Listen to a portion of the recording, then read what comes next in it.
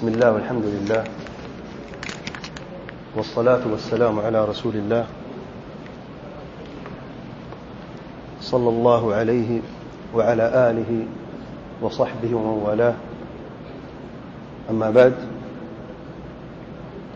أعوذ بالله من الشيطان الرجيم. بسم الله الرحمن الرحيم. سبحان الذي أسرى بعبده ليلا من المسجد الحرام إلى المسجد الأقصى الذي باركنا حوله لنريه من آياتنا إنه هو السميع البصير.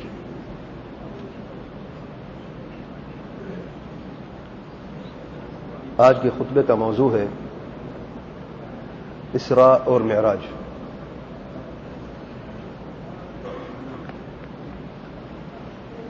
اسراء اور معراج ایک واقعہ ہے جو پیارے پیغمبر صلی اللہ علیہ وآلہ وسلم کی زندگی میں ایک عظیم تحفہ ہے اور ایک ایسی سیر ہے جس میں پیارے پیغمبر صلی اللہ علیہ وآلہ وسلم کو اللہ تعالیٰ نے زمین کی سیر اور آسمانوں کی سیر کروائی. ہجرت سے 1 سال پہلے جب پیارے پیغمبر صلی اللہ علیہ وسلم پر مشرکوں کی تکلیفیں اور زیادتیاں بڑھ گئیں اور پیارے پیغمبر صلی اللہ علیہ وسلم کے جو دفاع کرنے والے تھے وفات پا چکے، ابو طالب اور سیدہ خدیجہ رضی اللہ تعالی عنہا، تو نبی کریم صلی اللہ علیہ وسلم کے لیے مکہ کی زمین تنگ ہو گئی. تو ان مشکل حالات میں اللہ تعالی نے پیارے پیغمبر صلی اللہ علیہ وآلہ وسلم کو ایک تحفہ دینا چاہا. ان کی ان مشکل حالات میں مدد کرنا چاہیے اور غم، دکھ اور تکلیف کو دور کرنا چاہا اور ایسی نعمت کے ذریعے سے اس غم کو دور کیا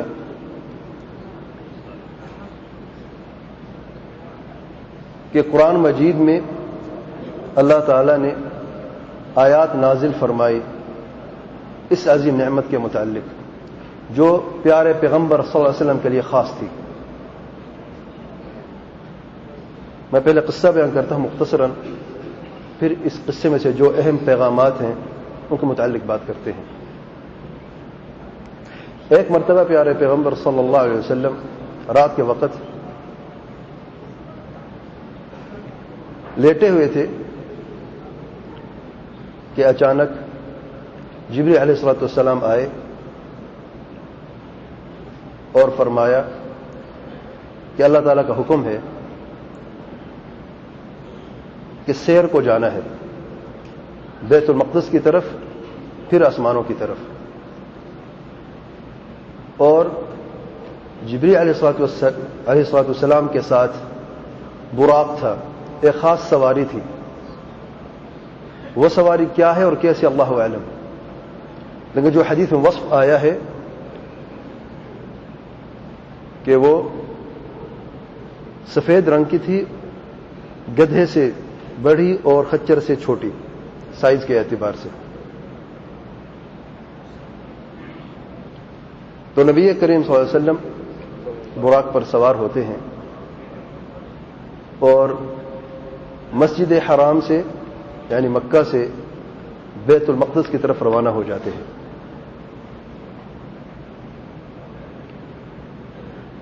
بیت المقدس میں یا بیت المقدس میں جانے سے پہلے راستے میں موسیٰ علیہ السلام کو دیکھتے ہیں کہ اپنے قبر میں نماز پڑھ رہے ہیں. پھر بیت المقدس پہنچتے ہیں اور وہاں پر نماز پڑھاتے ہیں. اور آپ صلی اللہ علیہ وسلم کی اقتداء میں سارے کے سارے انبیاء علیہم الصلاۃ والسلام نماز سے فارغ ہونے کے بعد جبریل علیہ الصلاۃ والسلام نبی کریم صلی اللہ علیہ وآلہ وسلم کو آسمانوں کی طرف لے کے جاتے ہیں. یاد رکھیں اسراء کا مطلب ہے زمینی سیر جو مکہ سے بیت المقدس کی طرف ہے. مکہ سے لے کر بیت المقدس تک جو سفر ہے اسے کہتے ہیں اسراء. اور معراج ہے آسمانی سیر بیت المقدس سے لے کے سدرۃ المنتہا تک. اسے کہتے ہیں معراج.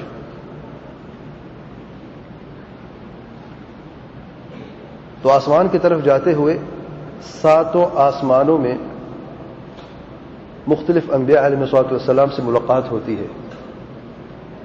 آدم علیہ الصلوۃ والسلام سے، پھر یوسف علیہ الصلوۃ والسلام سے، پھر ادریس علیہ الصلوۃ والسلام سے، پھر عیسیٰ اور یحییٰ علیہ الصلوۃ والسلام سے، پھر ہارون علیہ الصلوۃ والسلام سے، پھر موسیٰ علیہ الصلوۃ والسلام سے، پھر ابراہیم علیہ الصلوۃ والسلام سے. اور ہر آسمان میں انبیاء علیہ الصلوۃ والسلام کے ساتھ ملاقات میں مصافحت ہوتی ہے اور سلام ہوتا ہے اور سلام کا جواب ہوتا ہے. اور انبیاء علیہ الصلوۃ والسلام پیارے پیغمبر صلی اللہ علیہ وسلم کے دعا فرماتے ہیں. ساتویں آسمان میں نبی رحمت صلی اللہ علیہ وسلم کی ملاقات ابراہیم علیہ الصلوۃ والسلام سے ہوتی ہے. اور البیت المعمور یہ ایک خاص جگہ ہے جو کعبے کے بالکل اوپر ہے. جو کعبہ ہے زمین کے اوپر، ساتویں آسمان میں ایک دوسرا کعبہ ہے جیسے کہ زمین میں کعبہ ہے، اسے بیت المعمور کہتے ہیں. وہ گھر جو ہمیشہ بھرا رہتا ہے، وہ گھر جو جس کی تعمیر ہوئی ہے. اور یہ تعمیر جو ہے، معمور جو ہے، یہ فرشتوں کی وجہ سے ہے. بیت المعمور وہ گھر ہے جس میں 70,000 فرشتے داخل ہوتے ہیں اور طواف کرتے ہیں، اور دوبارہ اس فرشتے کی باری نہیں آتی، ایک مرتبہ صرف طواف کرتا ہے. اللہ تعالیٰ کی اتنی عظیم فرشتے اتنی کثیر تعداد میں ہیں. اس کے بعد نبی کریم صلی اللہ علیہ وسلم کو برزخ میں سے بعض اہم آیات دکھائی جاتی ہیں. نبی کریم صلی اللہ علیہ وسلم جبریل علیہ السلام کے ساتھ جاتے ہیں اور عجیب اور غریب مناظر دیکھتے ہیں. ایک منظر میں دیکھتے ہیں کہ بعض لوگ ہیں ان کے ناخن تانبے کے ہیں اور وہ اپنے چہروں کو نوچتے ہیں اپنے ناخنوں سے. جو ہی ایک طرف کو نوچتے ہیں پھر دوسری طرف کو نوچنا چاہتے ہیں تو جو پہلی حصہ ہے چہرے کو درست ہو جاتا ہے، اور اس عذاب میں مسلسل مبتلا ہے. نبی کریم صلی اللہ علیہ وسلم کو کافی پریشانی ہوتی ہے. ہمیں یہ منظر بیان کرتے ہوئے روکٹے کھڑے ہو رہے ہیں تو پیارے پیغمبر صلی اللہ علیہ وسلم کو آنکھوں سے دکھایا گیا. پھر آگے چلتے ہیں اور دیکھتے ہیں کہ ایک دریا ہے خون کا، اور خون کے دریا کے اندر ایک شخص ڈوبا ہوا ہے. جو ہی وہ دریا کے کنارے کی طرف آتا ہے تاکہ وہ باہر نکلے، دوسرا شخص باہر بیٹھا ہے، اس کے ہاتھ میں کنکر کی طرح پتھر ہے، وہ اس کو مارتے اس کو منہ میں چلا جاتا ہے، پھر وہ اس خون کی نہر کے اندر غرق ہو جاتا ہے. پھر نکلنے کی کوشش کرتا ہے، پھر وہ پتھر مارتے، اسی طریقے سے وہ اس خون کی نہر میں ڈوب رہا ہے اور نکل نہیں سکتا. نکلنے کی کوشش کرتا ہے لیکن نکل نہیں سکتا. پھر تیسرا منظر دیکھا کہ ایک تندور نما ایک چیز ہے، ایک جگہ ہے، اس میں سے چیخ و پکار کی آواز آ رہی ہے شدید.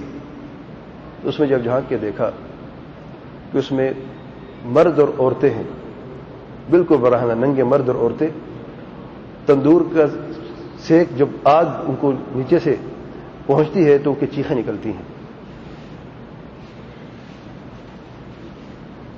تو نبی کریم صلی اللہ علیہ وسلم نے جبریل علیہ الصلوۃ والسلام سے سوال کیا، یہ جو ہم نے دیکھے مناظر یہ کیا ہے؟ تو یاد رہے کہ نبی کریم صلی اللہ علیہ وسلم کو علم غیب مطلق نہیں آتا، ورنہ جبریل علیہ الصلوۃ والسلام نے سوال کرنے کی کیا ضرورت تھی؟ اور جبریل علیہ الصلوۃ والسلام کو بھی علم غیب مطلق نہیں آتا۔ علم مطلق کا مطلب یہ ہے کہ ہر چیز کو جاننا، جو ہو چکی، جو ہو رہی اور جو ہونے والی ہے، اگر ہوتی تو کیسے ہوتی، اسے علم مطلق کہتے ہیں۔ یہ خاص ہے اللہ تعالیٰ کے لیے۔ جس نے اس علم غیب کا دعویٰ کیا ہے وہ دار اسلام سے خارج ہے۔ یہ کفری عقیدہ ہے، یہ کفری عمل ہے کہ کوئی شخص یہ دعویٰ کرے کہ فلان بزرگ ہے یا فلان ولی ہے، اس کو علم غیب مطلق آتا ہے، اللہ تعالیٰ اسے عطا فرمایا ہے۔ یہ عطا فرمانا جو ہے یہ لوگوں کو دھوکہ دینے کے لیے ایک لفظ استعمال کیا گیا ہے، اس کی کوئی حقیقت نہیں ہے۔ اگرچہ تفصیل میں جو عطائی اور ذاتی کا مسئلہ ہے وقت نہیں کہ میں بیان کروں، لیکن یہ یاد رکھیں اللہ تعالیٰ نے جو کچھ بھی عطا فرمایا ہے پیارے پیغمبر صلی اللہ علیہ وسلم کو، اس کی دلیل موجود ہے قرآن مجید میں، ایسے ہی حدیث میں، انا اعطیناک الکوثر، کوثر کے نہر خیر کثیر دیا گیا پیارے پیغمبر صلی اللہ علیہ وسلم کو، تو اعطیناک کا لفظ موجود ہے قرآن مجید میں۔ آپ صلی اللہ علیہ وسلم فرماتے ہیں مجھے 5 چیزیں عطا فرمائی گئیں، اور یہ صحیح حدیث میں موجود ہے۔ الغرض جو کچھ بھی اللہ تعالیٰ نے عطا فرمایا ہے پیارے پیغمبر صلی اللہ علیہ وسلم کو، اس کی دلیل موجود ہے۔ آج اگر کوئی شخص یہ دعویٰ کرتا ہے کہ پیارے پیغمبر صلی اللہ علیہ وسلم کو اللہ تعالیٰ علم مطلق عطا فرمایا ہے، یا کن فیکون عطا فرمایا ہے، یا مشکل کشی عطا فرمائی ہے، تو ہم کہتے ہیں قل ہاتوا برہانکم ان کنتم صادقین، تمہارے پاس کیا دلیل ہے؟ اسے کوئی دلیل نہیں ہے۔ علم مطلب صرف اللہ تعالیٰ ہی جانتا ہے، اور مشکل کشا حاجت روا صرف ایک ہی ذات ہے اللہ تعالیٰ۔ کن فیکون کا مالک صرف اللہ تعالیٰ ہے، اللہ تعالیٰ کے سوا کوئی ایسی ذات نہیں ہے، کوئی مخلوق نہیں ہے جسے اللہ تعالیٰ نے یہ چیزیں عطا فرمائی ہوں۔ بہرحال تو سوال کرتے ہیں جبریل علیہ الصلوۃ والسلام سے کہ ہم نے جو دیکھا کیا دیکھا؟ تو جبریل علیہ الصلوۃ والسلام فرماتے ہیں جس شخص کو دیکھا کہ اس کے تانبے کے ناخن ہیں اور اپنے آپ کو نوچ رہا ہے، اپنے چہرے کو نوچ رہا ہے، یہ وہ شخص ہے جو دنیا میں غیبت کیا کرتا تھا۔ غیبت کا مطلب ہے کہ کسی کے پس پشت ایسی بات کی جائے، اگر اس کے سامنے کی جاتی تو اسے ناگوار گزرتی، اسے اچھی نہ لگتی، اسے غیبت کہتے ہیں۔ بعض لوگ کہتے ہیں اگر وہ برائی اس کے اندر موجود ہو، یہی سوال پیارے پیغمبر صلی اللہ علیہ وسلم سے کیا گیا۔ صحابہ کرام نے عرض کی اے اللہ تعالیٰ کے پیارے پیغمبر صلی اللہ علیہ وسلم، اگر وہ برائی جو ہم کسی شخص کے پیچھے کرتے ہیں، اگر وہ برائی اس کے اندر پائی جائے اور یہ بات سچ ہو، تو پیارے پیغمبر صلی اللہ علیہ وسلم نے فرمایا اسے تو غیبت کہتے ہیں، یہی تو غیبت ہے، اور اگر وہ برائی اس کے اندر نہ ہو تو پھر یہ بہتان ہے، اور دونوں کبیرہ گناہ ہے میرے بھائیوں۔ غیبت بھی کبیرہ گناہ ہے، اور بہتان کسی پر الزام لگانا بھی، ناجائز الزام لگانا بھی کبیرہ گناہ ہے۔ تو یہ جو اپنے چہرے کو نوچ رہے ہیں تانبے کے ناخن سے، یہ برزخ میں ان کو عذاب مل رہا ہے، اور قیامت میں کیا عذاب ہوگا وہ اللہ تعالیٰ بہتر جانتا ہے۔ اگر کوئی شخص کسی کی غیبت کرنا چاہے تو پھر اپنے ہاتھ کی طرف دیکھ، اپنے ناخنوں کو دیکھ لیا کرے۔ دنیا کے ناخن اگر تھوڑا سا لگ جائیں تو کتنی تکلیف ہوتی ہے، جب یہ ناخن نعوذ باللہ تانبے کے بن جائیں گے اور اپنے ہاتھوں سے اپنے چہروں کو نوچا جائے گا۔ عمل کیا تھا؟ غیبت۔ وہ یاد رکھ، غیبت وہ لوگ کرتے ہیں جن کا دل کالے اور سیاہ ہوں، جو دوسروں کو خوشیاں برداشت نہیں کر سکتے۔ اگر مسلمان بھائی کے اندر کوئی نقص یا کوئی عیب ہے تو اس کا حل یہ نہیں ہے کہ اس کی پیٹھ پیچھے اس کی برائی کی جائے یا اس کے متعلق باتیں کی جائیں۔ ایک مرتبہ امہات المؤمنین میں سے ایک نے یوں کہا پیارے پیغمبر صلی اللہ علیہ وسلم کے سامنے کہ فلان جو ہے اس کا قد چھوٹا ہے، نبی کریم صلی اللہ علیہ وسلم کو دوسری زوجہ مطہرہ کے متعلق۔ تو پیارے پیغمبر صلی اللہ علیہ وسلم نے فرمایا اللہ کی قسم تم نے ایسی بات کی ہے، اپنے منہ سے ایسا لفظ نکالا ہے، اگر سمندروں میں اسے ملا دیا جاتا تو سمندر بھی کڑوے ہو جاتے۔ چھوٹی ہے، قد چھوٹا ہے۔ اس لفظ میں کوئی مشکل ہے؟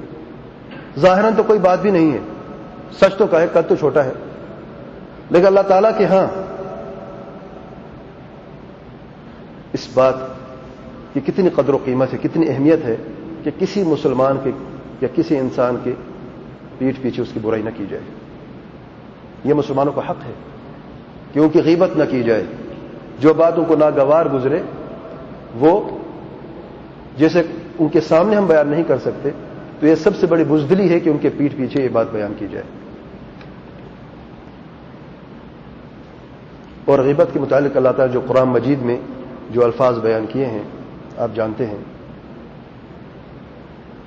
اللہ تعالیٰ فرماتے ہیں اَيُحِبُّ أَحَدُكُمْ أَن يَأْكُلَ لَحْمَ أَخِيهِ مَيْتًا فَكَرِهْتُمُوهُ، کہ تم میں سے کوئی شخص یہ پسند کرتا ہے کہ وہ اپنے مرے ہوئے بھائی کا گوشت کھائے، کتنی کراہت محسوس ہوتی ہے۔ کہ کوئی شخص اپنے کسی مردار جانور کا گوشت کھا سکتا ہے؟ کسی مردہ انسان کا گوشت کھا سکتا ہے؟ اگر یہ مردہ انسان کا اپنا سگا بھائی ہو، کیا اس کا گوشت کھا سکتا ہے؟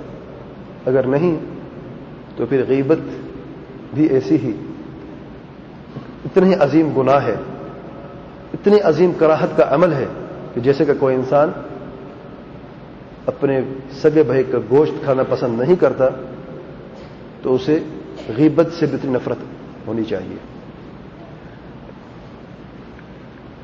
دوسرا منظر جس میں خون کا دریا تھا اور اس میں ایک شخص ڈوب رہا تھا، جبریل علیہ السلام فرماتے یہ وہ شخص ہے جو سود کھایا کرتا تھا دنیا میں، سود خور ہے۔ دنیا میں اس نے مال تو کمایا، ان گنت مال کمایا، کہاں سے آ رہا ہے، حلال سے یا حرام سے، اسے کوئی پرواہ نہیں تھی، لیکن مال ہونا چاہیے اور سب سے زیادہ ہونا چاہیے،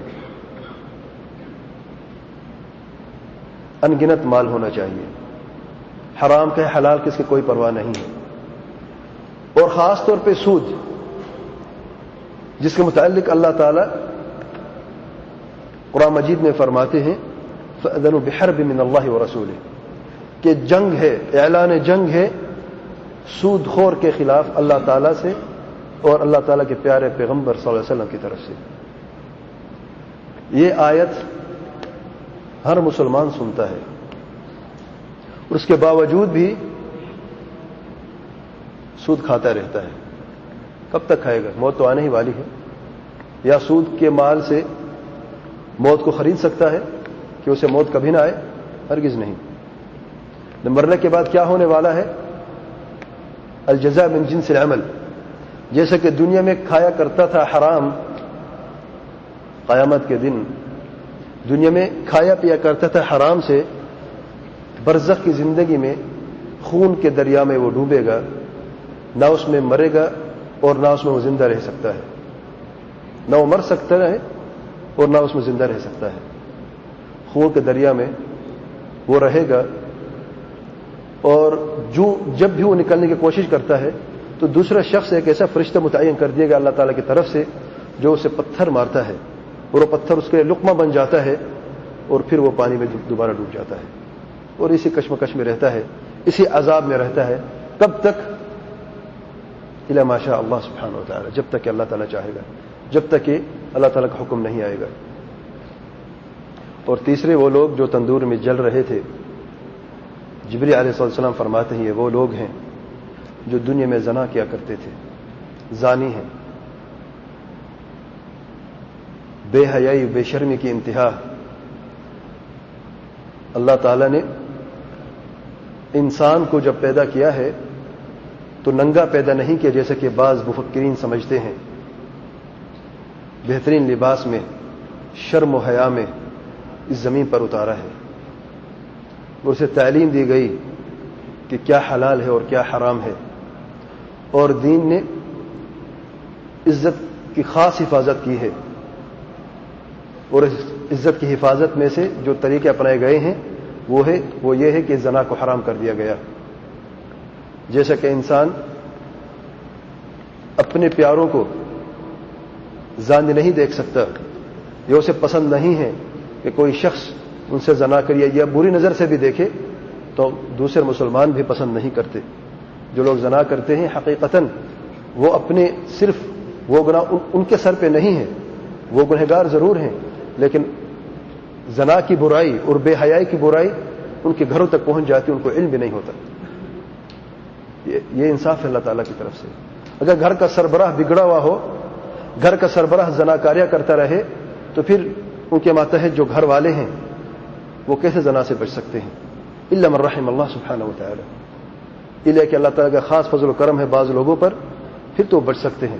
لیکن اگر گھر والے ہی بدکاریاں کرتے رہیں تو پھر ان بدکاریوں کا اثر بچوں پر زیادہ مؤثر ہوتا ہے، اور ان کے بچے اور گھر والے بھی زیادہ ان گناہوں میں مبتلا ہو سکتے ہیں۔ پھر نبی کریم اور بھی مناظر میں وقت کے اعتبار سے صرف مختصر بیان کر رہا ہوں، پھر پیارے پیغمبر صلی اللہ علیہ وسلم کو جبریل علیہ السلام لے جاتے ہیں خاص جگہ، 7ویں آسمان کے اوپر ایک خاص جگہ ہے سدرۃ المنتہا۔ سدرہ کہتے بیری کے درخت کو، منتہا یہ نہایت ہے، اس کے آگے کوئی مخلوق نہیں جا سکتی اور نہ کوئی گئی ہے۔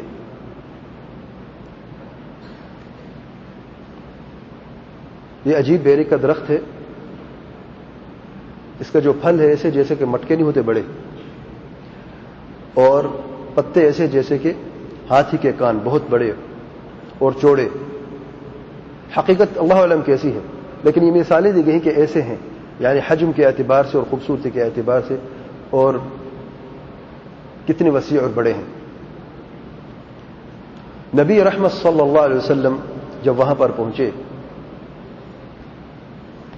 اپنی نظریں جھکائیں اور صرف اتنا ہی دیکھا جتنا اللہ تعالیٰ کا حکم تھا۔ ادب دیکھیں، ما زاغ البصر وما طغى۔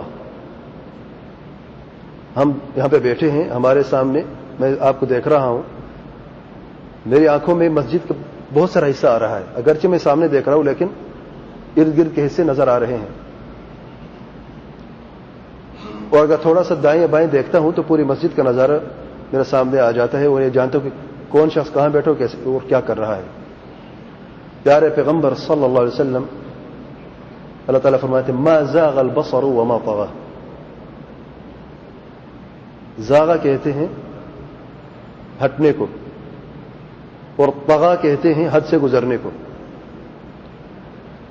جہاں تک اللہ تعالیٰ کا حکم تھا صرف وہی کچھ دیکھا، اگرچہ نئی چیزیں تھیں، آسمانوں کے سیر ہے، عجیب مناظر دیکھے ہیں، یہاں پر بھی ایک بیری کا درخت عجیب اور غریب ہے، اور بھی چیزیں ہو سکتی ہیں جو کو میں دیکھوں، لیکن ادب کی انتہا دیکھیں، ما زاغ البصر وما طغى۔ آیتیں دکھائی گئی پیارے پیغمبر صلی اللہ علیہ وسلم کو، اور پھر اللہ تعالیٰ نے براہ راست کلام فرمایا ہے پیارے پیغمبر صلی اللہ علیہ وسلم سے۔ کلیم اللہ دو ہیں اور خلیل اللہ بھی دو ہیں۔ کلیم اللہ موسیٰ علیہ السلام کلیم اللہ ہیں، اور پیارے پیغمبر محمد مصطفیٰ صلی اللہ علیہ وسلم بھی کلیم اللہ ہیں۔ کہاں پر کلام ہوا؟ براہ راست نبی کریم صلی اللہ علیہ وسلم سے اسی موقع پر۔ اور خلیلین بھی دو ہیں، خلیل اللہ، اور خلت جو ہوتی محبت کی انتہا درجہ ہوتا ہے، اس کے بعد کوئی محبت نہیں ہوتی، اور خلیل کا مطلب ہے کہ دل کے اندر اتنی محبت ہو کہ کسی اور کے لیے جگہ نہ رہی، اسے خلیل کہتے ہیں۔ خلیلین دو ہیں، کون ہیں؟ ابراہیم علیہ الصلوۃ والسلام اور پیارے پیغمبر محمد مصطفیٰ صلی اللہ علیہ وآلہ وسلم۔ اور اللہ تعالیٰ نے پیارے پیغمبر صلی اللہ علیہ وسلم سے جب کلام فرمایا، اللہ تعالیٰ کلام فرماتے ہیں، یاد رکھیں، اور کلام اللہ تعالیٰ کی صفت ہے، کما یلیق بجلالہ سبحانہ وتعالی، مخلوق کے کلام کی طرح نہیں۔ کیفیت اللہ تعالیٰ بہتر جانتا ہے، مثلیت اللہ تعالیٰ بہتر جانتے ہیں، بغیر تکییف کے، بغیر کیفیت بیان کرنے کے، بغیر تمثیل اور مثلیت بیان کرنے کے، بغیر انکار کرنے کے، اور بغیر تحریف اور تعویل کرنے کے۔ اہل سنت و جماعت کے عقیدہ ہے کہ اللہ تعالیٰ کلام فرماتے ہیں، جیسا کہ اللہ تعالیٰ کے شان ذات بلند ہے، اسی طریقے سے اللہ تعالیٰ کے صفات کاملہ ہیں، اور یہ صفات الکمال جو ہے یہ بھی بلند ہے۔ تو اللہ تعالیٰ کلام فرماتے ہیں، اور اللہ تعالیٰ نے پیارے پیغمبر صلی اللہ علیہ وسلم کو تحفے میں 50 نمازیں عطا فرمائی، 50 نمازیں، اور یہ تحفہ صرف پیارے پیغمبر صلی اللہ علیہ وسلم کے لیے نہیں تھا، پیارے پیغمبر صلی اللہ علیہ وسلم کے ساتھ ساتھ امت کے لیے بھی تھا۔ پیارے پیغمبر صلی اللہ علیہ وسلم اب واپسی کا وقت آیا، اور جب واپس جانا تھا تو پھر انبیاء علیہ السلام سے بھی مل کے جانا تھا۔ جب چھٹے آسمان پر آئے اور موسیٰ علیہ السلام سے ملاقات ہوئی تو موسیٰ علیہ السلام نے ایک سوال کیا کہ اللہ تعالیٰ نے آپ کو کوئی چیز عطا فرمائی ہے؟ نبی کریم صلی اللہ علیہ وسلم فرماتے ہیں جی اب 50 نمازیں ہیں۔ موسیٰ علیہ السلام فرماتے ہیں میرا تجربہ ہے بنی اسرائیل کے ساتھ، اللہ تعالیٰ کے پیارے نبی صلی اللہ علیہ وسلم تیری امت 50 نمازیں نہیں پڑھیں گی، واپس جاؤ اللہ تعالیٰ کی طرف اور تخفیف کر کے پھر جاؤ اپنی امت کی طرف۔ نبی رحمت صلی اللہ علیہ وسلم پھر دوبارہ جاتے ہیں، اللہ تعالیٰ سے عرض کرتے ہیں کہ اللہ تعالیٰ کچھ تخفیف کیجیے۔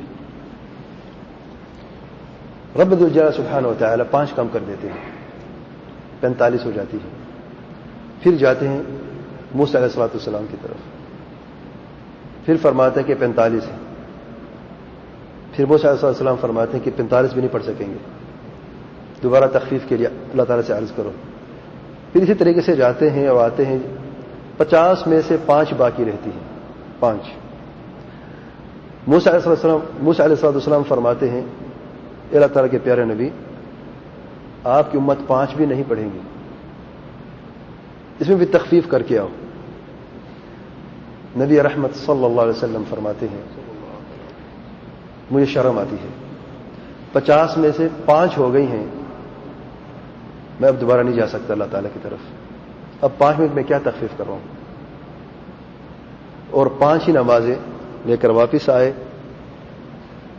آج ہم دیکھتے ہیں کہ یہ پاک، اچھا یہ جو 5 نمازیں ہیں جب آخر مرتبہ 50 میں سے 5 ہوتی ہیں تو اللہ تعالیٰ فرماتے ہیں میرا قول تبدیل نہیں ہوتا، اللہ تعالیٰ جو فرماتے ہیں وہ تبدیل کبھی نہیں ہوتا۔ اللہ تعالیٰ فرماتے ہیں نمازیں 5 ہیں، میں ثواب 50 کا دوں گا۔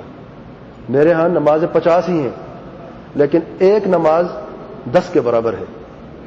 آپ ایک نماز پڑھتے ہیں، اللہ تعالیٰ 10 نمازیں لکھتے ہیں، فرشتے جو 10 لکھتے ہیں، اور اللہ تعالیٰ آپ کو ایک نماز کے بدلے 10 نمازوں کا اجر و ثواب عطا فرماتا ہے۔ تو اللہ تعالیٰ کے وہی 50 نمازیں ہیں، اگرچہ ہمارے لیے 5 ہیں تخفیف کرنے کے بعد۔ جب واپس آتے ہیں نبی رحمت صلی اللہ علیہ وسلم تو آپ صلی اللہ علیہ وسلم کا بستر ابھی گرم تھا، ابھی رات باقی تھی۔ صبح ہوتے ہی جب پیارے پیغمبر صلی اللہ علیہ وسلم نے لوگوں سے یہ بات بیان کی کہ میں رات کو بیت المقدس کی طرف گیا اور آسمانوں کی سیر کی تو مشرکین نے مذاق اڑانا شروع کر دیا۔ اور آپ جانتے ہیں کہ انبیاء علیہم الصلاۃ والسلام پر جو تہمتیں لگائی گئی، ساحر، شاعر، کاہن، مجنون، جتنے بھی انبیاء علیہ السلام گزرے ہیں تقریباً انہی تہمتوں کا سامنا کرنا پڑا۔ جب قرآن مجید کی تلاوت کرتے ہیں، اللہ تعالیٰ وحی کی تلاوت کرتے ہیں، کہتے ہیں شاعر ہے، اتنے اچھے الفاظ بیان کرتے ہیں کہ یہ نبی نہیں، یہ شاعر ہے۔ جب ان کی بات کوئی سن لیتا ہے، سمجھ لیتا ہے اور ان کے گھر میں جھگڑا ہوتا ہے کہ ایمان اور کفر کی جنگ شروع ہو جاتی ہے، کہتے ہیں یہ جادوگر ہے، ساحر ہے۔ جب کوئی غیب میں سے کوئی خبر بیان کرتے ہیں تو کہتے ہیں کاہن ہے، چھپی باتیں بیان کرتے ہیں۔ اور جب باتیں ان کو سمجھ میں نہیں آتی تو کہتے ہیں مجنون ہے، یہ کوئی جن کا آسیب ہے یا نعوذ باللہ پاگل ہے۔ تو مجنون عام طور پہ جو ہے مجنون یعنی اس زمانے میں کہتے ہیں جس کے اندر جن داخل ہو جائے اور جن کا آسیب ہو، جن سے مجنون کا لفظ لیا گیا ہے، اور عام زبان میں پاگل کو بھی مجنون کہتے ہیں۔ تو جب مشرکین عرب نے بات سنی تو ان کو بڑا تعجب ہوا کہ ایک ہی رات میں محمد صلی اللہ علیہ وسلم یہ کہتے ہیں کہ میری بات کی تصدیق کریں کہ ایک ہی رات میں مکہ سے لے کے بیت المقدس کا سفر اور پھر بیت المقدس سے لے کے آسمانوں کا سفر اور یہ پورے لمبا قصہ بیان کیا محمد صلی اللہ علیہ وسلم نے. نعوذ باللہ محمد صلی اللہ علیہ وسلم مجنون ہو گئے ہیں. پہلے ساحر کاہن شاعر تو تھا, اب مجنون کا لقب بھی نعوذ باللہ دیا گیا. بعض صحابہ جو نو مسلم تھے مشرکوں کی باتوں میں آ کے ان کو بھی پریشانی ہو گئی, اب یہ کیا ہو گیا. تو ابو جہل کو موقع ملا. ابو جہل کا ٹارگٹ تھا ابو بکر صدیق رضی اللہ تعالیٰ عنہ, کیونکہ ابو بکر صدیق رضی اللہ عنہ وہی عظیم صحابی ہیں جن کی وجہ سے عشر بشر جنت جو صحابی ہیں انہی کی وجہ سے مسلمان ہوئے, اور سب کو جنت کی بشارت دی گئی ان کی زندگی میں. تو مشرکین عرب کے لیے سب سے بڑی مصیبت جو تھی ان کی نظر میں سے ابو بکر صدیق تھی. اگر اس شخص کا ایمان کسی وجہ سے یا کسی طریقے سے ڈگمگا جائے تو پھر توحید اور نبی کریم صلی اللہ علیہ وسلم کی دعوت کو توڑنا بہت آسان ہے. تو ابو جہل دوڑتا ہوا گیا ابو بکر صدیق کے گھر, اور جاتے ہی یہ کہا, کیا تم جانتے ہو کہ تمہارا دوست کیا کہہ رہا ہے؟ تمہارا دوست کہہ رہا ہے کہ مکہ سے بیت المقدس کا سفر میں نے کیا ہے اور بیت المقدس سے لے کے 7واں آسمان کی سیر میں کر کے آیا ہوں, اور ایک رات میں نہیں بلکہ ایک رات کے حصے میں. ابو بکر صدیق رضی اللہ عنہ ابو جہل کے چہرے کی طرف دیکھ کے ہانپتے ہوئے, سانس پھولی ہوئی دوڑتے ہوئے آئے ہیں.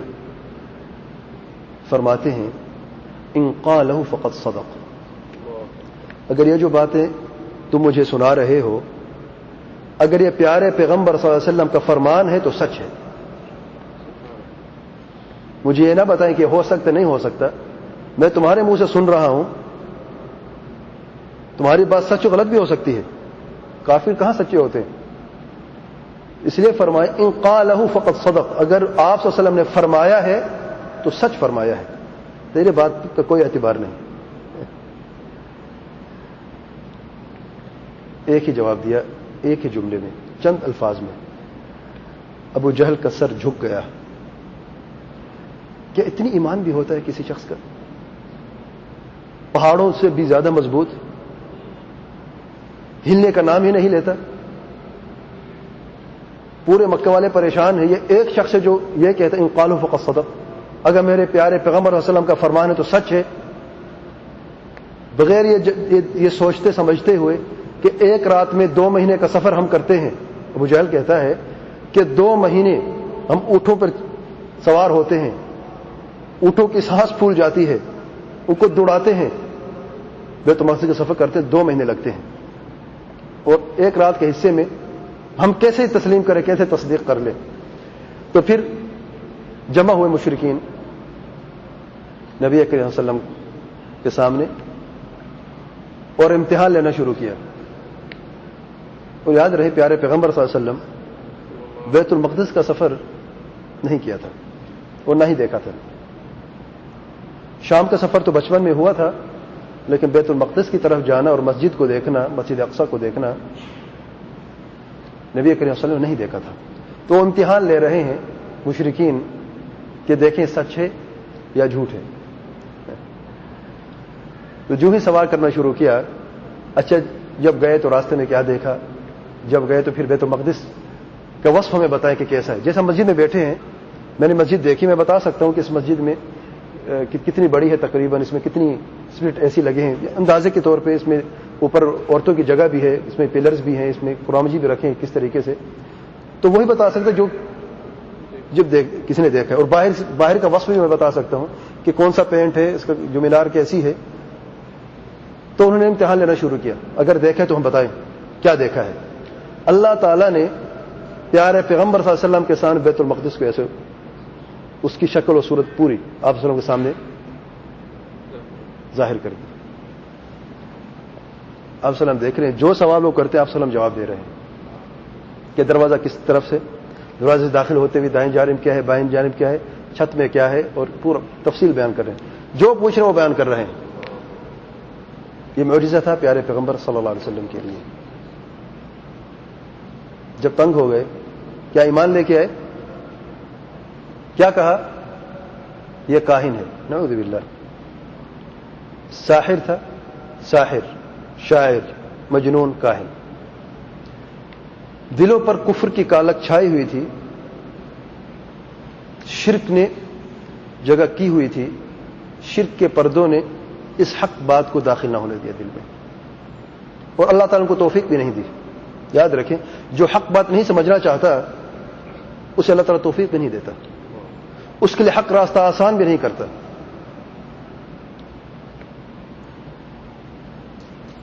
اور صحابہ کرام کو یقین ہو گیا کہ واقعی پیارے پیغمبر صلی اللہ علیہ وسلم اسراء اور معراج کی سیر پر گئے اپنے روح اور جسد کے ساتھ. صرف روح نہیں تھی، یاد رکھیں. بعض لوگوں سے غلطی ہوئی ہے، کہتے ہیں کہ روح گئی تھی اور آپ صلی اللہ علیہ وسلم کا جسم مبارک جو وہ اپنی جگہ پہ تھا. لیکن جو محققین علماء اور اہل سنت جماعت کا عقیدہ ہے وہ یہ ہے کہ اسراء معراج کے موقع پر پیارے پیغمبر صلی اللہ علیہ وسلم اپنی روح اور جسم دونوں کے ساتھ اس سیر پر گئے تھے. یہ مختصر سا قصہ اسراء و معراج کا، اور یہ وہی جگہ ہے، یہ وہی واقع ہے جس میں ابوبکر صدیق کو صدیق کا لقب دیا گیا، الصدیق، سچ ماننے والا. جو کچھ بھی سنا پیارے پیغمبر صلی اللہ علیہ وسلم سے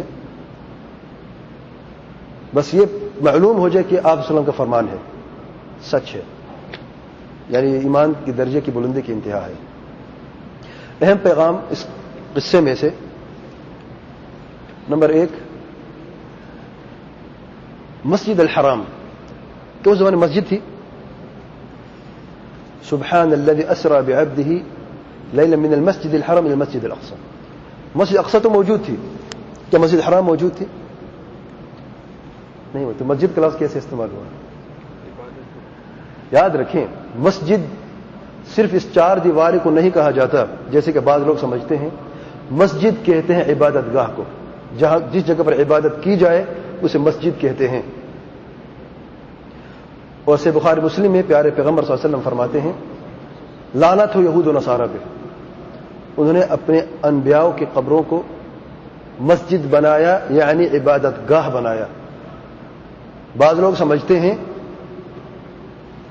کہ مسجد کا مطلب ہے کہ قبروں پر سجدہ کرتے ہیں. یہ بہت بڑی غلط فہمی ہوئی ہے. اس لیے آج کل جو آپ لوگ دیکھتے ہیں مزاروں میں جو کچھ ہو رہا ہے، وہ کہتے ہیں ہم نے قبر کو مسجد کہاں بنایا ہے. قبر کو مسجد بنانے کا مطلب یہ ہے کہ قبر کے اوپر سجدہ کیا جائے. میرے بھائی، یہ تو یہود و نصارہ بھی نہیں کرتے تھے. آپ نے کبھی کسی یہودی یا نصرانی کو دیکھا ہے کہ وہ قبر پہ سجدہ کرے، قبر کے اوپر بیٹھ کے سجدہ کرے؟ ہرگز نہیں. تو مسجد کا مطلب ہے عبادت گاہ، اور یہ آیت اس کی دلیل ہے. مسجد تو تھی لیکن عبادت ہوتی تھی کہ نہیں؟ کعبے کے ارد گرد 360 بت تھے، وہاں پہ عبادت ہوتی تھی، اگرچہ شرکیہ تھی لیکن عبادت تو ہوتی تھی. تو مسجد کا مطلب ہے عبادت گاہ، جہاں پر عبادت کی جائے. اور سجدے کا لفظ اس لیے استعمال کیا گیا کہ سجدہ جو ہے سب سے بڑی اور عظیم عبادت ہے اللہ تعالیٰ کی. اور مسجد کو اس لیے مسجد کہا جاتا ہے کہ اس میں سجدہ کیا جاتا ہے. نماز عظیم عبادت ہے، اور اس عظیم عبادت میں نماز میں جو سب سے عظیم حصہ ہے وہ ہے سجدہ. دوسرا فائدہ، دوسرا پیغام، بعض علماء نے، محققین علماء نے اس آیت کریمہ سے یہ فائدہ لیا ہے، یہ پیغام لیا ہے کہ مسجد حرام میں نماز پڑھنے کا، ایک نماز کا کتنی ثواب ہے؟ 1,00,000 کے برابر. تو کیا مسجد حرام کی 4 دیواری کے اندر کے لیے خاص ہے یا پورے حدود حرم کے لیے عام ہے؟ پورے حدود حرم کے لیے. اور دلیل یہی آیت ہے، المسجد الحرام. تو مسجد کہاں تھی؟ 4 دیواری تو تھی نہیں. آپ جانتے کہ 4 دیواری سب سے پہلے کس نے بنائی؟ کعبے کے ارد 4 دیواری سب سے پہلے کس نے بنائی؟ کوئی جانتا ہے؟ نہیں. سیدنا عمر بن خطاب رضی اللہ عنہ، سیدنا عمر نے بنائی. اور اسی آیت کو دلیل کے طور پہ پیش کیا، کیونکہ بعض صحابہ نے یہ فرمایا تھا کہ 4 دیواری سے ہم تو اسے محدود کر دیں گے اور حد تو ہے نہیں. سیدنا عمر خطاب نے دیکھا کہ طواف کرتے ہوئے اللہ تعالیٰ کی عبادت کرتے ہوئے حج اور عمرے میں لوگ آتے ہیں اور ان کے ساتھ بھیڑ بکریاں جو ہیں یا اونٹ پہ سوار ہو کے آتے ہیں, گندگی ہوتی ہے, کبھی جانور اندر گھس آتے ہیں, تو 4 دیواری ہونی چاہیے جس میں اللہ تعالیٰ کے گھر کی صفائی اور حفاظت ہو. تو سب سے پہلے 4 دیواری سیدنا عمر خطاب نے بنائی اور اسی آیت کو بطور دلیل پیش کیا. مسجد, تو مسجد میں 4 دیواری ہوتی ہے, جیسا کہ مسجد الاقصی میں 4 دیواری ہے, تو اس میں یہ 4 دیواری بنائی گئی. اس کا مطلب یہ ہوا کہ پورے حرم کے حدود میں اگر کوئی شخص کسی مسجد میں نماز پڑھتا ہے تو اس کا ثواب جو ہے وہ 1 لاکھ کے برابر ہے. واللہ اعلم. تیسرا فائدہ یا تیسرا پیغام, اللہ تعالی کی عظمت کا بیان. اتنی عظیم ذات ہے مالک الملک سبحانہ و تعالی کہ ایک لمحے میں کن فیکون سے پیارے پیغمبر صلی اللہ علیہ وسلم کو زمین کی سیر بھی کروائی اور آسمانوں کی سیر بھی کروائی. آج سائنس کا زمانہ ہے, سائنس ترقی کر چکی ہے.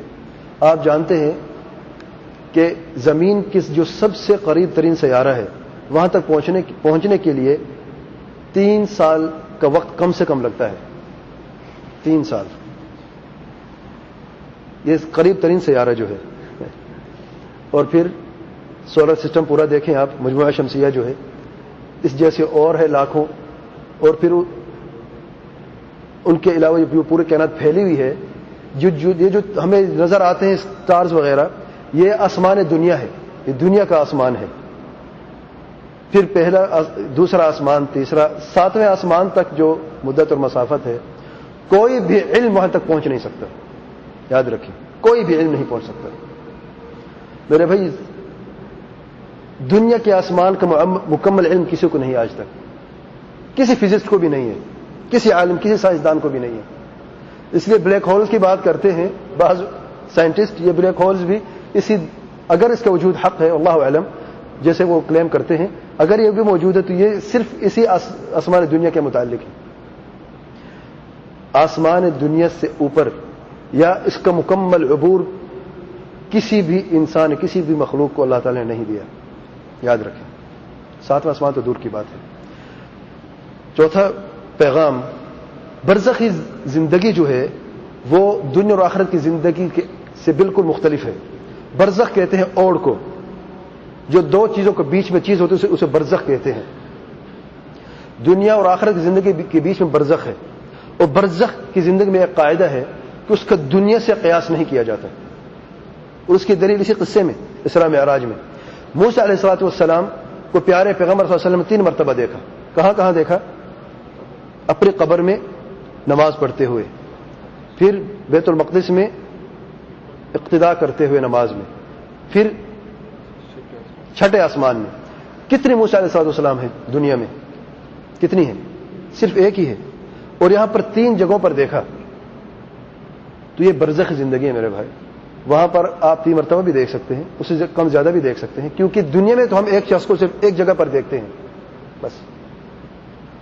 اور بعض لوگ یہ کہتے ہیں کہ ایک شخص, ایک ولی ایک وقت میں سینکڑوں جگہ پر ظاہر ہو سکتا ہے.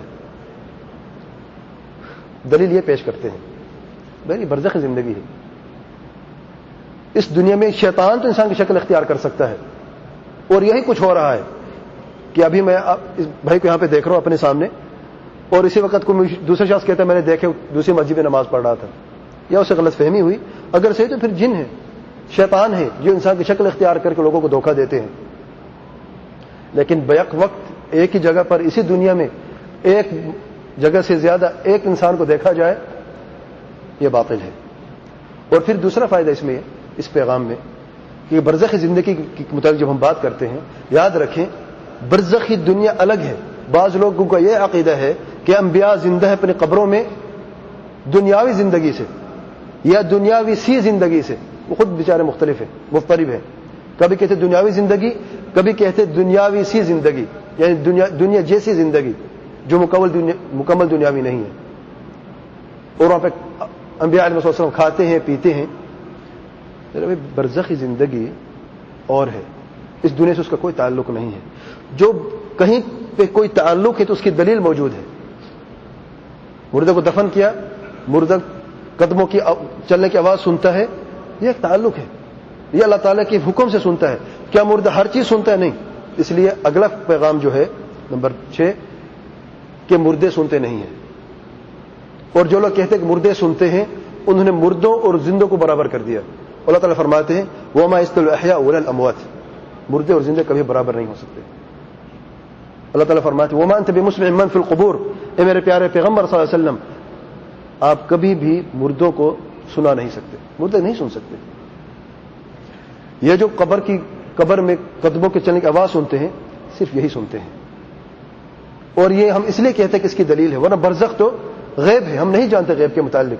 اس لیے کہ جو وحی کے ذریعے پیارے پیغمبر صلی اللہ علیہ وسلم کو اللہ تعالیٰ عطا فرمایا ہے، اور جو آپ صلی اللہ علیہ وسلم نے اپنی امت تک پہنچایا ہے قرآن مجید میں یا صحیح حدیث میں. نمبر 7 اسراء اور معراج کا ثبوت. اسراء معراج حق ہے. بعض لوگ انکار کرتے ہیں یا کہتے ہیں اسراء یا معراج منامی یہ خواب نہیں تھا، یاد رکھیں یہ حقیقت ہے. جو لوگ کہتے ہیں معراج منامی ہے، یاد رکھیں وہ گمراہ ہیں، وہ باطل عقیدہ ہے، قرآن مجید کی تکذیب ہے، اور قرآن مجید کی تکذیب کرنے والے دار اسلام سے خارج ہے. اسرا بعبدہ، اپنے بندے کو اللہ تعالیٰ نے اسراء معراج کی سیر کروائی. 8واں فائدہ یا 8واں پیغام کہ پیارے پیغمبر صلی اللہ علیہ وسلم علم غیب نہیں جانتے الا کہ جو اللہ تعالیٰ عطا فرمایا ہے. نمبر 9 پیارے پیغمبر صلی اللہ علیہ وسلم کا جو سب سے عظیم وصف ہے جو اللہ تعالیٰ نے بیان کیا ہے قرآن مجید میں، وہ ہے عبودیت کا، بندگی کا. دیکھیں قرآن مجید میں اللہ تعالیٰ نے مختلف اوصاف بیان کیے پیارے پیغمبر صلی اللہ علیہ وسلم کے. رحمت للعالمین ہے، رسول ہیں، سراج منیر ہیں، بشیر ہیں، نذیر ہیں. کتنے پیارے اوصاف ہیں. لیکن تعجب کی بات ہے جب چیلنج کی بات آتی ہے تو کون سا وصف استعمال ہوتا ہے؟ عبد کا، عبودیت کا. کافروں نے کہا ہم قرآن کو نہیں مانتے. اللہ تعالیٰ نے کہا کہ ایک ایسی صورت لے کے آؤ جو میں نے اپنے بندے پر اتاری ہے. اسراء معراج لوگوں نے کہا نہیں منامی نہیں مانتے. اللہ تعالیٰ نے چیلنج میں اسرا بعبدہ، عبد کا لفظ استعمال ہوا. اور کلمہ شہادت میں کیا پڑھتے ہیں؟ کلمہ شہادت میں اشہد ان لا الہ الا اللہ واشہد ان محمدا عبدہ ورسولہ. عبد کا لفظ کیوں ہے؟ تاکہ سننے والا جان لے کہ پیارے پیغمبر صلی اللہ علیہ وسلم اللہ تعالیٰ کے بندے ہیں، اللہ تعالیٰ کے بندگی کرنے والے ہیں، اور جو بندگی کرتا ہے وہ کوئی بندگی کے لائق نہیں ہوتا، اس کی عبادت نہیں کی جاتی. جو خود بندہ ہے اللہ تعالیٰ کا وہ کبھی اللہ نہیں ہو سکتا. وحدت الوجود کا بھی رد ہے جو بعض صوفیوں کا عقیدہ ہے کہ اللہ اور مخلوق ایک ہے، خالق و مخلوق میں کوئی فرق نہیں ہے. اللہ تعالیٰ فرماتے ہیں اسرا بعبدہ، ایک عابد ہے ایک معبود ہے، ایک عبادت کرنے والا ہے اور دوسری ذات جس کی عبادت کی گئی ہے، جس کی عبادت کی جا رہی ہے. دونوں ایک کیسے ہو سکتے ہیں؟ تو وحدت الوجود کا بھی رد ہے. نمبر 10 آسمان 7 ہیں اور اس کا ثبوت. نمبر 11 سدرۃ المنتہا کا ثبوت. نمبر 12 پیارے پیغمبر صلی اللہ علیہ وسلم سدرۃ المنتہا تک گئے اور اس سے آگے نہ گئے. یاد رکھیں اس کے آگے کے جانے کی کوئی دلیل نہیں ہے. بعض لوگ کہتے ہیں کہ نبی کریم صلی اللہ علیہ وسلم آگے گئے، عرش کے اوپر گئے، پھر اللہ تعالیٰ سے ملاقات کی، اللہ تعالیٰ سے کلام کی. یاد رکھیں یہ بالکل غلط ہے. اگر پیارے پیغمبر صلی اللہ علیہ وسلم کی نگاہیں اپنی جگہ سے نہیں ہلی، ما زاغ البصر وما طغى، نگاہیں حد سے نہیں گزری، تو پھر پیارے پیغمبر صلی اللہ علیہ وسلم کو عرش کے اوپر لے جایا گیا. اس کی کوئی دلیل نہیں ہے، یہ عقیدہ درست نہیں ہے. نمبر 12واں پیغام سود خوری کا انجام. جیسے کہ آپ نے سنا کہ خون کے دریا میں ڈوب رہے ہیں. نمبر 13 زناکاری کا انجام. اور نمبر 14 غیبت کا انجام. یہ وہ کبیرہ گناہ ہے، بعض گناہ ہے. قتل کا انجام کیا ہے؟ اور اس سے بڑھ کر شرک کا انجام کیا ہے تو اللہ تعالیٰ بہتر جانتے ہیں کہ برزخ میں ان کو کیا عذاب ہو رہا ہے اللہ تعالیٰ بہتر جانتا ہے. اور اس کے بعد 5 نمازیں فرض ہوئیں. نماز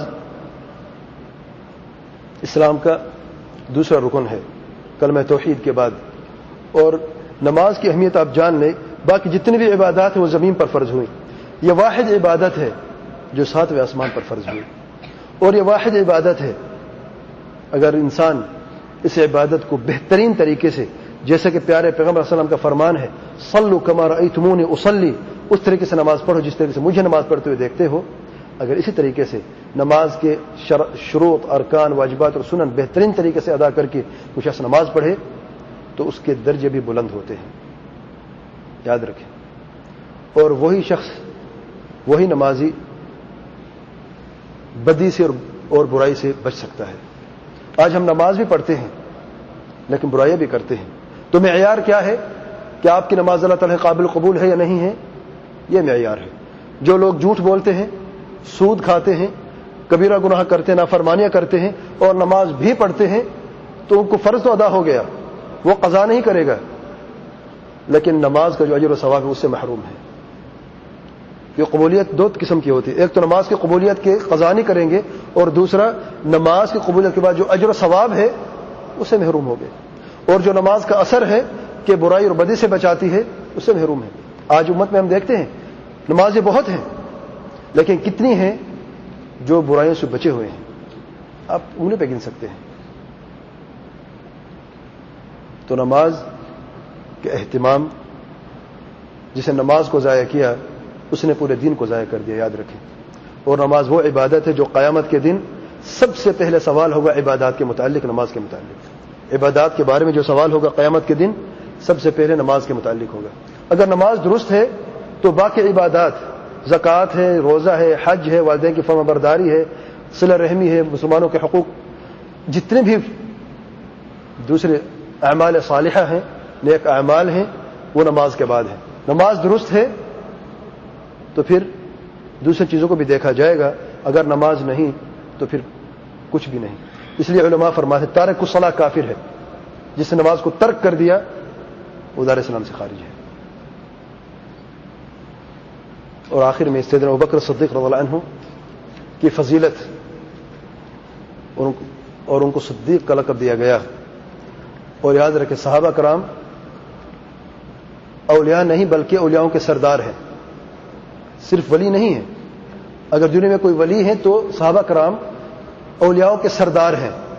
اور ان سب کے سردار جو ہے, سب سے بڑے عظیم صحابی جو ہیں وہ ہے ابوبکر صدیق رضی اللہ تعالی عنہ. ابوبکر صدیق رضی اللہ عنہ کو کبھی آپ نے کسی مسلمان کو یہ سنا کہ کہے اے ابوبکر صدیق تو مشکل کشا ہے, یہ میری مدد فرما؟ سیدنا علی کے متعلق سنتے ہیں اور عبد القادر جیلانی کے متعلق بھی سنتے ہیں. اگر کسی کا حق ہوتا کہ اسے پکارا جائے نبی علیہ السلام کے بعد تو کس کا حق ہے؟ ابوبکر صدیق کا حق ہے. لیکن نہ نبی کو پکارنا جائز ہے ان کی وفات کے بعد, اور نہ کسی صحابی کو پکارنا جائز ہے, اور نہ کسی ولی کو پکارنا جائز ہے, کیونکہ پکار عبادت ہے اور عبادت اللہ تعالیٰ کا حق ہے. جس نے عبادت کسی اور کے لیے صرف کر دی تو اس نے شرک اکبر کا ارتکاب کی, دار اسلام سے خارج ہے. تو یہ عقیدہ کہاں سے آیا میرے بھائی؟ یہ رافضیوں کا عقیدہ ہے. رافضیوں کا طریقہ ہے کہ انہوں نے کس طریقے سے سنیوں کے اندر یہ فتنہ ڈال دیا ہے کہ علی مشکل کشا ہے, پھر اگر علی تو پھر غوث کیوں نہیں ہے, پھر اگر علی اور غوث ہے تو پھر باقی اولیاء کیوں نہیں ہے. تو ایک ایسا چور دروازہ کھولا ہے, آپ کو تعجب ہوتا ہے کہ آج ایسے مسلمان موجود ہیں جو ان قبروں کی طرف جا کے جتنے بھی عبادات ہیں جو اللہ تعالیٰ کا حق ہے وہ ساری کے سارے قبروں پہ ہوتی ہیں.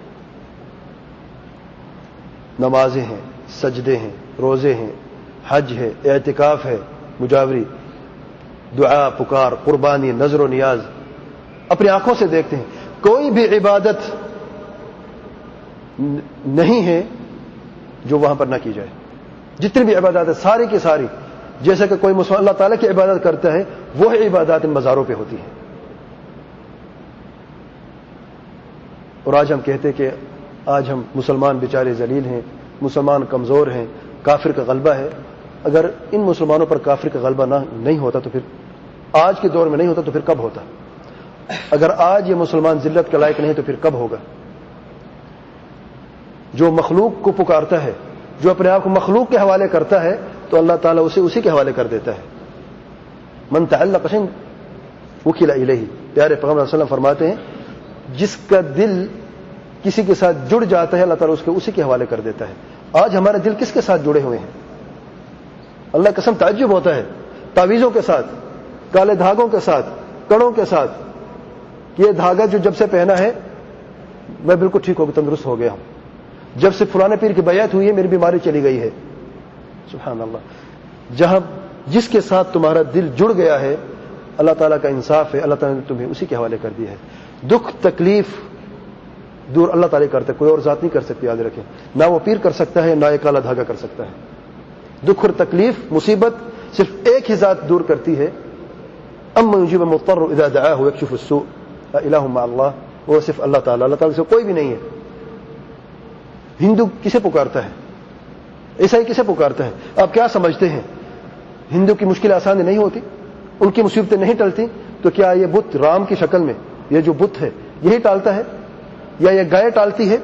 ان کی مصیبتیں کون دور کرتا ہے؟ اللہ تعالیٰ دور کرتا ہے. لیکن جب تک وہ گائے کو سجدہ نہیں کرتے، جب تک وہ اس بت کو نہیں پکاریں گے اللہ تعالیٰ ان کی مصیبت نہیں ٹالے گا. اپنے دل کو جس کے ساتھ جوڑا ہے اللہ تعالیٰ ان کو انہی کے حوالے کر دیا ہے. کیا فرق ہے میرے بھائیوں اس ہندو سے جو بت کو پکارتا ہے اور اس کلمہ پڑھنے والے مسلمان کو جو ایک پیر و بزرگ کے قبر والے کو پکارتا ہے؟ وہ بت کو سجدہ کرتا ہے یا قبر کو سجدہ کرتا ہے؟ وہ بت کو پکارتا ہے اور یہ قبر والے کو پکارتا ہے. کیا فرق ہے دونوں میں؟ اللہ تعالیٰ نے جیسے اسے اس کے حوالے کر دیا اس کلمہ پڑھنے والے کو بھی اسی راستے اور اسی بزرگ کے حوالے کر جس کو وہ پکارتا ہے. جب تک وہ اسے اس قبر کا طواف نہیں کرے گا، سجدہ نہیں کرے گا، اس کے اللہ تعالیٰ مراد پوری نہیں کرے گا. کیونکہ اس نے خود اسی راستے کو اپنایا ہے. قرآن مجید کی آیات واضح ہیں، حدیث رسول صلی اللہ علیہ وسلم صبح شام بیان کی جاتی ہیں. کہتے ہیں ان کی بات نہ سنو، یہ وہابی ہے، یہ تمہیں گمراہ کر دیں گے، یہ کافر تمہیں بھی کافر بنا دیں گے، ان سے بچو. اور جاہل عوام بیچاری پس رہی ہے، اس دلدل میں غرق ہو رہی ہے. یاد رکھیں، کوئی یہ نہ سمجھے کہ جاہل ہیں تو بچ جائیں گے، ان کے لیے عذر ہے، بہانہ ہے. ہرگز نہیں، وہاں پر کوئی بہانہ نہیں چلے گا، کوئی عذر نہیں چلے گا. یہود و نصارہ کو کس نے گمراہ کیا ہے؟ ان کے اماموں نے یا کسی اور نے؟ ان کے اماموں نے گمراہ کیا ہے. اگر ان کی بخشش نہیں ہے، اللہ تعالیٰ فرماتے ہیں لقد کفر الذین قالوا ان اللہ ثالث ثلاثہ. کافر ہیں جنہوں نے کہا کہ اللہ تعالیٰ تینوں میں سے ایک ہے. تو عیسائی سارے کافر ہیں، ان کے جاہل بھی کافر ہیں، ان کے عالم بھی کافر ہیں. تو پھر کلمہ پڑھنے والوں کو کیا حال ہے؟ یہی عیسائی نصرانی جو ہے عیسیٰ علیہ السلام کے زمانے میں مومن تھے، لیکن بعد میں جب کفر کا راستہ اختیار کیا، شرک کا راستہ اختیار کیا تو کافر ہو گئے. تو آج کلمہ پڑھنے والے مسلمان کا کیا حال ہے؟ کیا یہ وہی تعلیمات ہیں جو پیارے پیغمبر صلی اللہ علیہ وسلم دے کے گئے ہیں؟ کیا یہ وہی راستہ ہے یا کوئی اور راستہ ہے؟ اگر وہی راستہ ہے تو الحمدللہ، لیکن یہ راستہ واضح ہے، کسی سے چھپا ہوا نہیں ہے. اگر یہ وہ راستہ نہیں ہے تو پھر اپنے آپ کو دیکھ لیں اور اپنے آپ کو درست کر لیں. موت کا فرشتہ جب آتا ہے تو پوچھ کے نہیں آتا، اچانک آئے گا اور اچانک روح قبض کر کے جائے گا.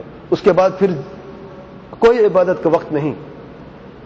اس کے بعد اگر کوئی وقت ہے تو صرف جواب کا وقت ہے. بس جو کچھ ہم نے کیا اسی کا جواب دینا ہے. اللہ تعالیٰ سے دعا ہے ہمیں علم نافع عمل صالح کی توفیق عطا فرمائے. قرآن اور سنت پر سلف صالحین روشن منہج پر زندگی بسر کرنے کی توفیق عطا فرمائے.